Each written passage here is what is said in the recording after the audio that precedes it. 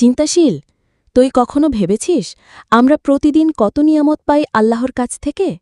নিয়ামত মানে খাবার আর টাকা পয়সা বলছিস? না, শুধু সেগুলো না।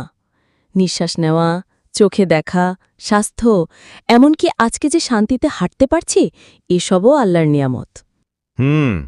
ঠিক বলছিস, কিন্তু আমরা তো এগুলো স্বাভাবিক ধরে নিই, কৃতজ্ঞ হতে মনেই থাকে না। তাই তো সমস্যা। আমরা যতক্ষণ না হারাই ততক্ষণ বুঝি না এগুলোর মূল্য কত। কৃতজ্ঞতা না থাকলে নিয়ামতও টেকে না। তাহলে তুই কিভাবে কৃতজ্ঞতা প্রকাশ করিস?